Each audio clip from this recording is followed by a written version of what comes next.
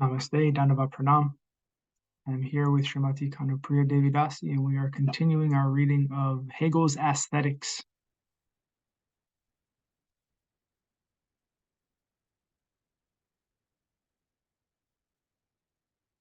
Okay. Therefore, the further question arises, what then is the content of art? And why is this content to be portrayed? In this matter of consciousness, and this matter of our consciousness confronts us with a common opinion that the task and aim of art is to bring home to our sense, our feeling, and our inspiration everything which has a place in the human spirit.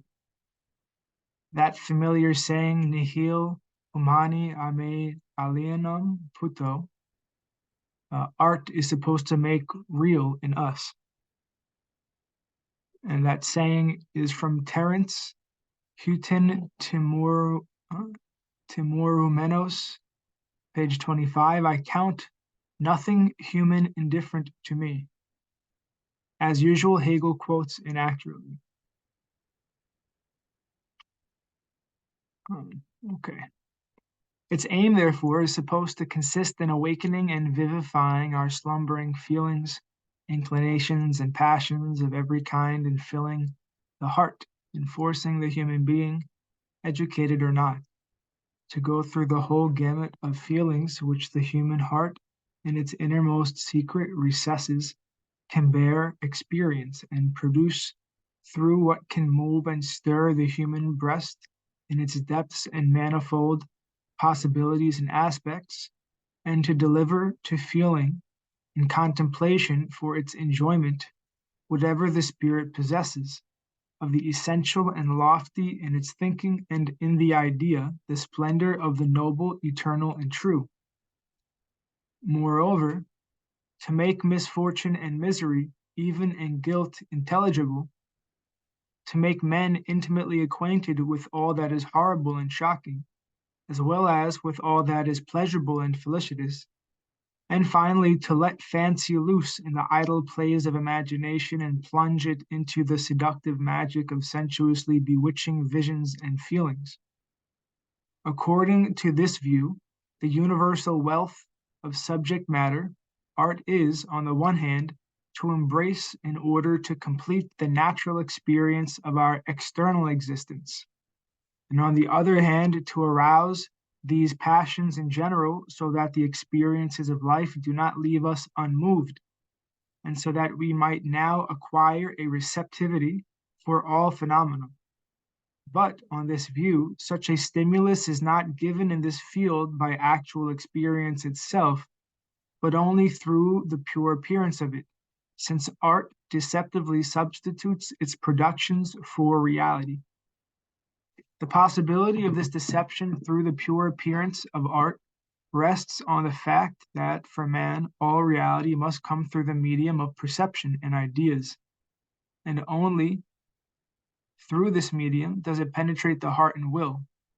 Now here it is a matter of indifference whether a man's attention is claimed by immediate external reality, or whether this happens in another way, namely through pictures, symbols, and ideas containing in themselves and portraying the material of reality. We can envisage things which are not real as if they were real. Therefore, it remains all the same for our feelings whether it is external reality or only the appearance of it, whereby a situation, a relation, or in general a circumstance of life is brought home to us in order to make us respond appropriately to the essence of such a matter, whether by grief or rejoicing, whether by being touched or agitated, or whether by making us go through the gamut of feelings and passions of wrath, hatred, pity, anxiety, fear, love, reverence, and admiration, honor, and fame. This arousing of all feelings in us, this drawing of the heart through the circumstances of life, this actualizing of all these inner movements by means of a purely deceptive, externally presented object, is above all what is regarded, on the view we have been considering, as the proper and supreme power of art. But now, since on this view art is supposed to have the vocation of imposing on the heart and the imagination, good and bad alike, strengthening man to the noblest ideals, yet enervating him to the most sensuous and selfish feelings of pleasure, art is given a purely formal task, and without any explicitly fixed aim, would thus provide only the empty form for every possible kind of content and worth. In fact, art does have also this formal side, namely its ability to adorn and bring before perception and feeling every possible material, just as the thinking of ratiocination can work on every possible object and mode of action, and equip them with reasons and justifications. But confronted by such a multitude variety of content, we are at once forced to notice that the different feelings and ideas which art is supposed to arouse or confirm counteract one another, contradict and reciprocally cancel one another. Indeed, in this respect, the more art inspires to contradictory emotions, the more it increases the contradictory character of feelings and passions and makes us stagger about like bacchantes, or even goes on like ratiocination to sophistry and skepticism. This variety of material itself compels us, therefore, not to stop at so formal a definition of the aim of art, since rationality penetrates this jumbled diversity and demands to see and know to be attained, even out of elements so contradictory, a higher and inherently more universal end. It is claimed, indeed, similarly, that the final end of the state and the social life of all men is that all human capacities and all individual powers be developed and given expression in every way and in every direction. But against so formal a view, the question soon arises enough: into what unity are these manifold formations to be brought together? What single aim must they have as their fundamental concept and final end? As with the concept of the state, so too with the concept of art, there arises the need for a common end for its particular aspects, but B, also for a higher substantial end. As such, a substantial end, the first thing that occurs to reflection is the view that art has the capacity and the vocation to mitigate the ferocity of desires. In respect to this first idea, we have only to discover in what feature peculiar to art there lies the capacity to cancel rudeness and to bridle and educate impulses, inclinations, and passions. Rudeness in general is grounded in a direct selfishness of the impulses which make straight away precisely and exclusively for the satisfaction of their concupiscence. But desire is all the ruder and imperious the more, as single and restricted, it engrosses the whole man, so that he loses the power to tear himself free, as a universal being, from this determinateness, and become aware of himself as universal.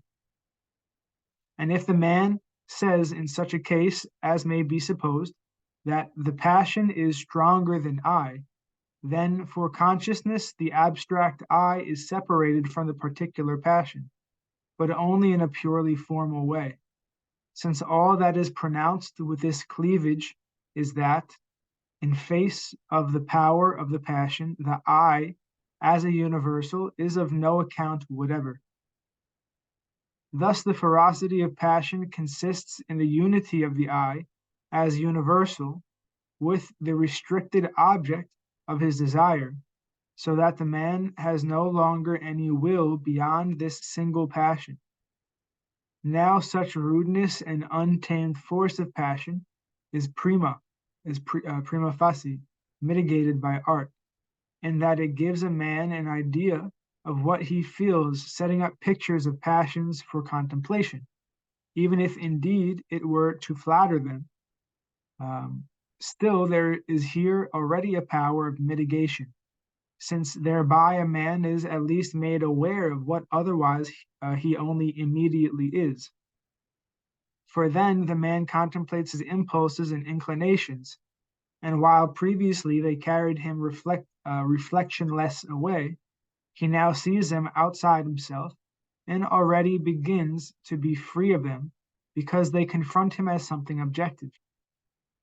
For this reason, it may often be the case with an artist that, overtaken by grief, he mitigates and weakens for himself the intensity of his own feeling by representing it in art. Tears even provide some comfort. At first entirely sunk and concentrated in grief, a man may then, in this direct way, utter this purely inward feeling. But still more of an alleviation is the expression of one's inner state in words, pictures, sounds, and shapes. For this reason, it was a good old custom at deaths and funerals to appoint wailing women, in order that by its expression of grief might be contemplated. Even by expressions of condolence, the burden of a man's misfortune is brought before his mind. If it is much spoken about, he has to reflect on it, and this alleviates his grief. And so to cry one's eyes out and to speak out has never been regarded as a means of freeing oneself from the oppressive burden of care, or at least of relieving the heart. Oh, I'm sorry. And so to cry one's eyes out and to speak out has ever been regarded as a means of freeing oneself from the oppressive burden of care, or at least of relieving the heart. The mitigation of the power of passions, therefore, has its universal ground in the fact that man is released from his immediate imprisonment in a feeling and becomes conscious of it as something external to him, to which he must now relate himself in an ideal way. Art, by means of its representations, while remaining within the sensuous sphere, liberates man at the same time from the power of sensuousness. Of course, we may often hear favorite phraseology about man's duty to remain in immediate unity with nature, but such unity in its abstraction is purely and simply rudeness and ferocity. And by dissolving this unity for man, art lifts him with gentle hands out of and above imprisonment in nature. For man's preoccupation with artistic objects remains purely contemplative, and thereby it educates, even if at first only an attention to artistic portrayals in general, later on an attention to their meaning, and to a comparison with other subjects, and it opens the mind to a general consideration of them and the points of view therein involved. Now, on this, there follows quite logically the second characteristic that has been attributed to art as its essential aim, namely the purification of the passions, instruction, and moral improvement. For the theory that art was to curb rudeness and to educate the passions remained quite formal and general, so that it has become again a matter of what specific sort of education this is and what is its essential aim. It is true that the doctrine of the purification of passion still suffers the same deficiency as the previous doctrine of the mitigation of desires.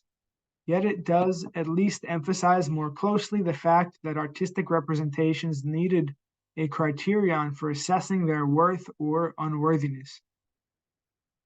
This criterion, on this view, is just their effectiveness in separating pure from impure in the passions.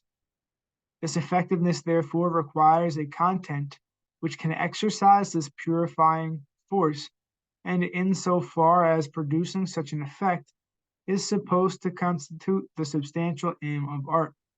The purifying content will have to be brought into consciousness in accordance with its universality and essentiality. From this latter point of view, the aim of art has been pronounced to be that it should instruct. On this view, on the one hand, the special character of art consists in the movement of feelings, and in the satisfying lying in this movement, and in the satisfaction lying in this movement, lying even in fear and pity and grievous emotion and agitation, i.e., in the satisfying enlistment of feelings and passions, and to that extent in a gusto, a pleasure, and delight in artistic uh, subjects, in representation and effect. But on the other hand, this aim of art is supposed to have its higher criterion only in its instructiveness. In fabula docet, see below, part 3. Okay. In fabula docet, and so in the useful influence which the work of art may exert on the individual. In this respect, the Horatian aphorism, et prodesse volunt et delectare pote, which comes from Ars Poetica, poets wish alike to benefit and to please. So this saying contains, concentrated in a few words, what latter has been elaborated in an infinite degree, diluted and made into a view of art reduced to the uttermost extreme of shallowness. Now, in connection with such instruction, we must ask at once whether it is supposed to be contained in the work of art directly or indirectly, explicitly or implicitly. If in general what is at issue is a universal and non-contingent aim, then this end and aim in view of the essentially spiritual nature of art can itself only be a spiritual one, and moreover one which is not contingent but absolute. This aim in relation to teaching could only consist in bringing into consciousness, by means of the work of art, an absolutely essential spiritual content. From this point of view, we must assert that the more highly art is ranked, the more it has to adopt such a content into itself and find only in the essence of that content the criterion of whether what is expressed is appropriate or not. Art has in fact been the first instructress of peoples. If, however, the aim of instruction is treated as an aim in such a way that the universal nature of the content represented is supposed to emerge and be explained directly or explicitly, as an abstract proposition, prosaic reflection, or general doctrine, and not to be contained implicitly and only indirectly in the concrete form of a work of art, then by this separation, the sensuous pictorial form, which is precisely what alone makes a work of art, becomes a useless appendage, a veil and a pure appearance expressly pronounced to be a mere veil and a mere pure appearance. But thereby the nature of the work of art itself is distorted, for the work of art should be put before our eyes. It should put before our eyes a content, not in its universality as such, but one whose universality has been absolutely individualized and sensuously particularized. If the work of art does not proceed from this principle, but emphasizes the universality with the aim of providing abstract instruction, then the pictorial and sensuous element is only an external and superfluous adornment, and the work of art is broken up internally. Form and content no longer appear as coalesced. In that event, the sensuously individual and the spiritually universal have become external to one another. Now, further, if the aim of art is restricted to this usefulness for instruction, the other side, pleasure, entertainment, and delight, is pronounced explicitly to be inessential, and ought to have its substance only in the utility of the doctrine on which it is attended. But what is implied here at the same time is that art does not carry its vocation, end, and aim in itself, but that its essence lies in something else, to which it serves as a means. In that event, art is only one amongst several means which are provided useful for and applied to the end of instruction. But this brings us to the boundary at which art is supposed to cease and to be an end in itself, because it is reduced either to a mere entertaining game or a mere means of instruction. This boundary is most sharply marked if in turn a question is raised about a supreme aim, an end for the sake of which passions are to be purified and men instructed. As this aim, moral betterment has often been adduced in recent times, and the end of art has been placed in the function of preparing inclinations and impulses for moral perfection and of leading them to this final end.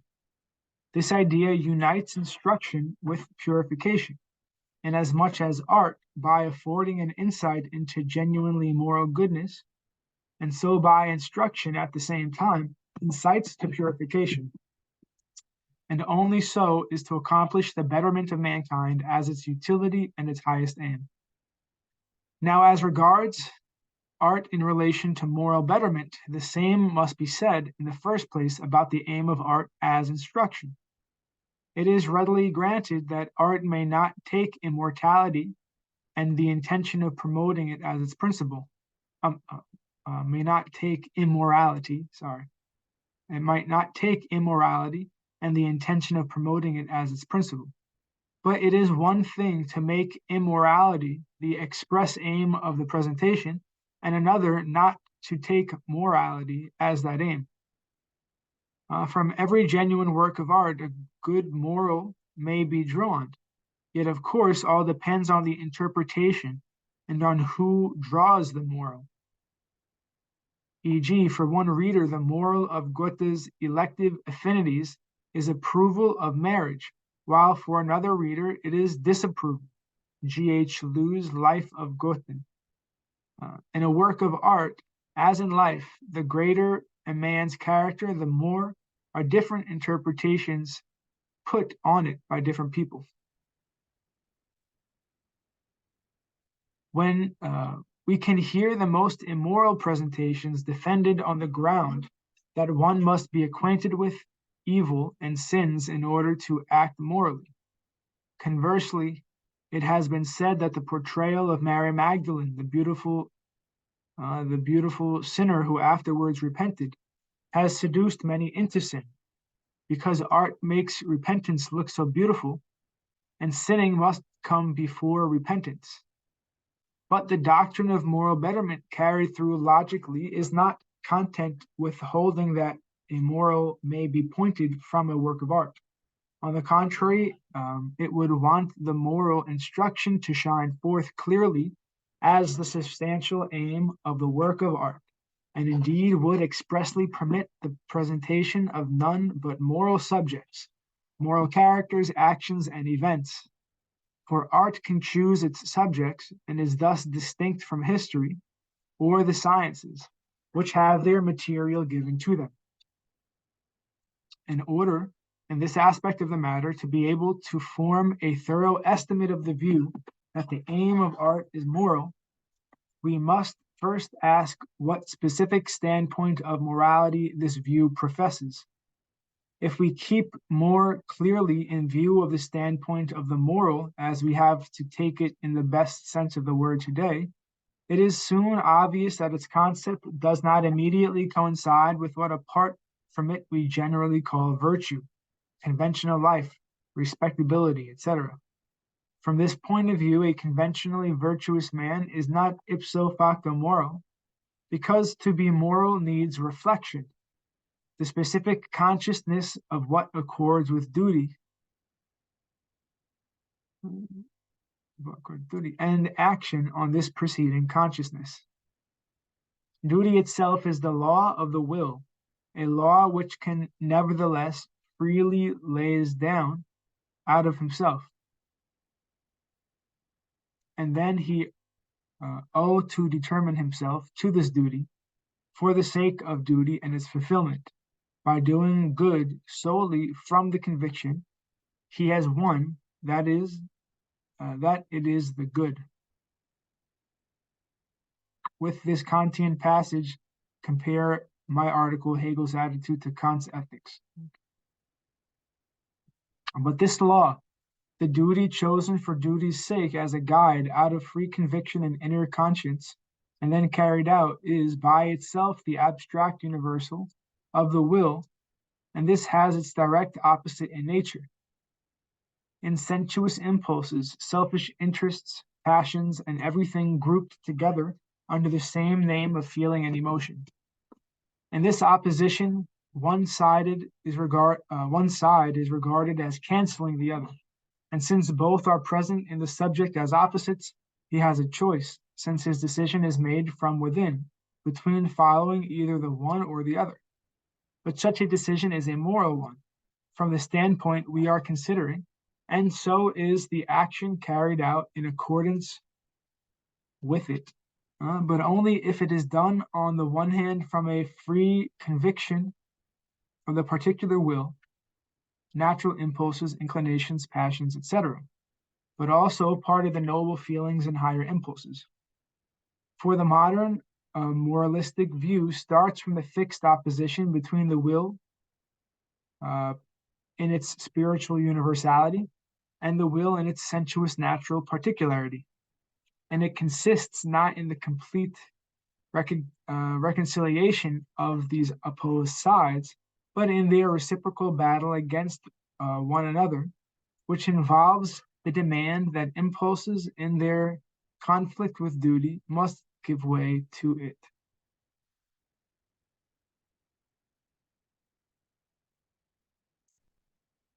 Now, this opposition does not arise for consciousness in the restricted sphere of moral action alone. It emerges in a thorough-going cleavage and opposition between what is absolute and what is external reality and existence. Taken quite abstractly, it is the opposition of universal and particular, when each is fixed over against the other on its own account in the same way. More concretely, it appears in nature as the opposition of the abstract law to the abundance of individual phenomena, each explicitly with its own character. In the spirit, it appears as the contrast between the sensuous and the spiritual in man, as the battle of spirit against flesh, of duty for duty's sake, of the cold command against particular interest, warmth of heart, sensuous inclinations, and impulses against the individual disposition in general, as the harsh opposition between inner freedom and the necessity of external nature. Further, as the contradiction between the dead, inherently empty concept and the full concreteness of life, between theory or subjective thinking and objective existence and experience.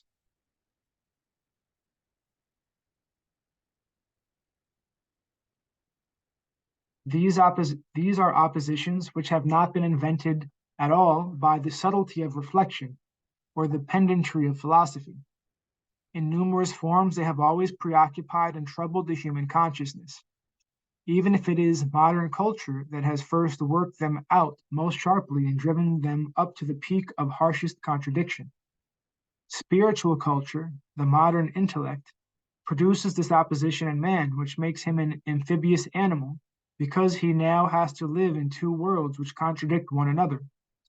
The result is that now consciousness wanders about in this contradiction, and driven from one side to the other, cannot find satisfaction for itself in either the one or the other. For on the one side, we see man imprisoned in the common world of reality and earthly temporality, borne down by need and poverty, hard pressed by nature, enmeshed in matter, sensuous ends and their enjoyment, mastered and carried away by natural impulses and passions.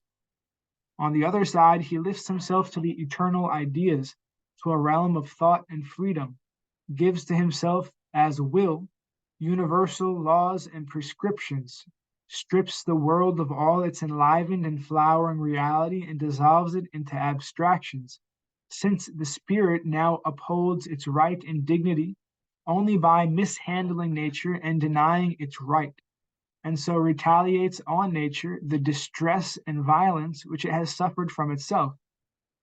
But for modern culture and its intellect, This discordance in life and consciousness involves the demand that such a contradiction be resolved. Yet the intellect cannot cut itself free from the rigidity of these oppositions. Therefore, the solution remains for consciousness a mere ought, and the present and reality move only in the unrest of hither and thither, which seeks a reconciliation without finding one. Thus, the question then arises whether such a universal and thoroughgoing opposition, which cannot get beyond a mere ought in a postulated solution, is in general the absolute truth and supreme end. If general culture has run into such a contradiction, it becomes the task of philosophy to supersede the oppositions, i.e., to show that neither the one alternative in its abstraction nor the other and the like one-sidedness possesses truth, but that they are both self-solving, that truth lies only in the reconciliation and mediation of both, and that this mediation is no mere demand, but what is absolutely accomplished and is ever self-accomplishing. This insight coincides immediately with the ingenious faith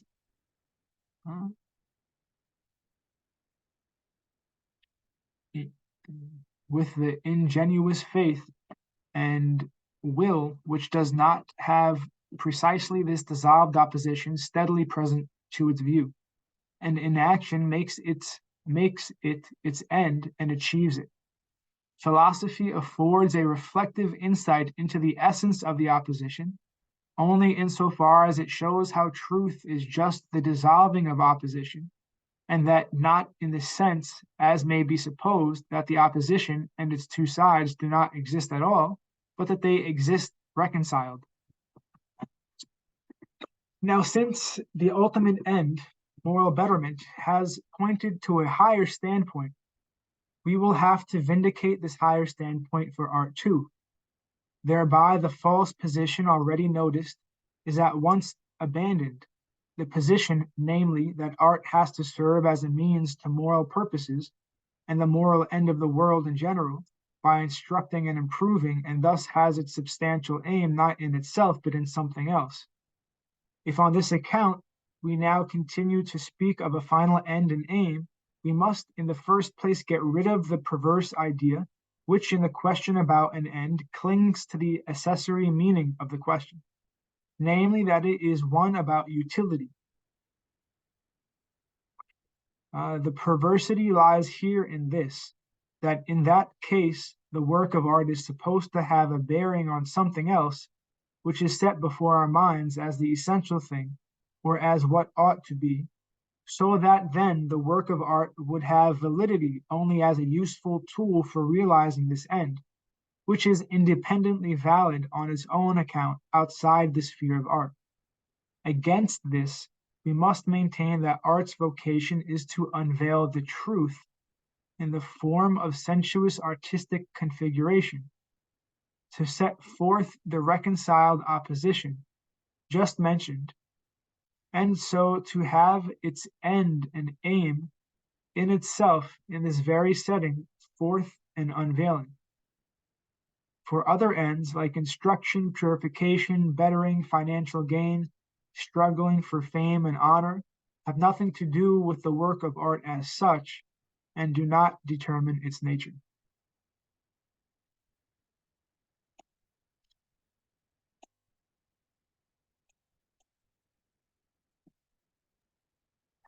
Nice. A nice takes you through a nice progression of sort of art for, I'd probably say, self-indulgent art. You know, when one's just thinking of the human experience of, you know, nature and desires and feelings, etc., to understanding, you know, having a more in-depth reflection on what the purpose of our experience is, to that of understanding that then there's a higher purpose, and then that should serve the purpose. Art becomes the vehicle to serve that higher reflection. It's nice. It was beautiful. Yes. Some themes that underlie his entire philosophy that came up here, which we've mentioned before, are that the immediacy of sense certainty is immediate. So when we're certain of something, that's just a result of our immediate impression. But the truth is not certainty. The truth requires mediated thought. Inner reflection and things. Yeah. Yes. And so he explains here what something that we talk a lot about, especially in the Sri Chaitanya Saraswati, but what community, maybe a little lightly, the whole idea of thesis, antithesis, synthesis. That's like a very, very generalized way of showing the movement of what that mediated thought is supposed to look like. And so now here in what we just read was, and I would have to actually go back and read this again to try to get a better feeling for how this happened.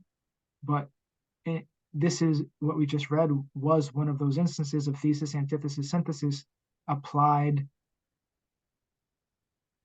as the necessity of how that art affects us in a way that it brings us to a higher state, where a more self-reflective state, but at the same time, that self-reflective state still has to confront the impulses of the desires, and now you're kind of at this like standoff between this higher state of self-reflection and these lower impulses, and that now the truth is the reconciliation of these things such that they don't disappear. It's not like they're not real. They are real, but they necessarily require to go beyond that. And so like that's like the movement. And so I mean I have to go back and look at that again to feel it better, but it's nice to see that and to try to get a little better feeling for what this thesis, antithesis, synthesis is supposed to actually be doing. Subjective evolution of consciousness. Yes. Yes.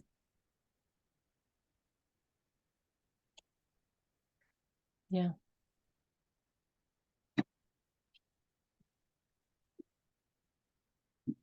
But it's again, at what point does, that some people just can easily just remain in that loop of, self-indulgence, of the feeling of that basic first stage of the human experience. I mean, that has to do with sobriety. If you have some, some self-reflective understanding that you're suffering, why are you suffering? There are so many like little pleasures that make you feel good for, a second or a day or a year, but then they don't work anymore. And then you try to find the next one and you tell yourself this is what life is about, but that's not really satisfying or satisfactory. You just keep on going from one impulse to the next and you're completely oblivious to what life is for. All these things that you require, you can't bring them with you, even if you say, well, at least the next generation can keep them, but they also can't keep them. So then you just keep on passing things down from generation who can't keep it to the next generation who can't keep it. So that doesn't make sense. So then what are we supposed to be doing? And then, hopefully we at least find somebody who can tell us, because obviously we don't have the answer ourselves. And then if we can find that person and they tell us, something that only by sukriti that we feel in our heart, oh, that is wisdom, that is something that I should apply to my life, then it's also sukriti to actually be able to like have the enthusiasm and inspiration to actually apply it. Because so many people, even they may be even having sukriti enough to hear it, to have that association, but then are they actually practicing? That's another question. So it's like I different mean, but level. that's beyond us, beyond our control for sure. That's Krishna's grace. Yes, yeah, absolutely. But yeah, it's nice reading. Yes. Very nice to have your association, Didi. Thank you, Prabhu. Jai and Vishnu Pad, Paramahamsa Shripad Bhakti Madhava Puri Maharaj Ki Jai. Yeah, Jai Srila Prabhupada, Srila Guru Maharaj, Srila Gurudev, Srila Acharya Dev, Srila Shanta Maharaj Ki Jai. Jai Rupanuga Guru Varga Ki Jai. Jai Navadvip Dham Ki Jai, Nishangapali Dham Ki Jai, Mayapur Dham Ki Jai. Jagannath Puri Dham Ki Jai, Baladev Subhadra Jagannath Ju Ki Jai. Ganga Mai Yamuna Mai Ki Jai, Vrindavan Dham Ki Jai. Giri Govardhan Gupta Govardhan Dham Ki Jai. Sham yeah, Kund Radha Kund Ki Jai. Tulsi Devi Bhakti Devi Vrinda Devi Ki Jai. yeah, Jai Harinam Sankirtan Yagya Ki Jai. Scientific Sankirtan Yagya Ki Jai. Princeton Bhakti Vedanta Institute Ki Jai. Sri Chaitanya Saraswat Institute Ki Jai. Sri Chaitanya Saraswat Mat Ki Jai. yeah. Nitai Gaur Pramanandi Hari Hari Hari Bol. Oh, Sama Bhakti Veda Vrinda Ki Jai. Glory to the worldwide devotees. Glory to the assembled devotees Ki Jai. Srimati Kanupriya Devi Dasi Ki Jai. Hare Krishna. Prabhu ki jai. Thank Jai you. Gurudev. Thank you. Dhana- Dhanava Pranam Siddhi. Dhanavat. Stay warm. Stay safe. Yes, you too. Hope you get your power back. You too. Hare Krishna.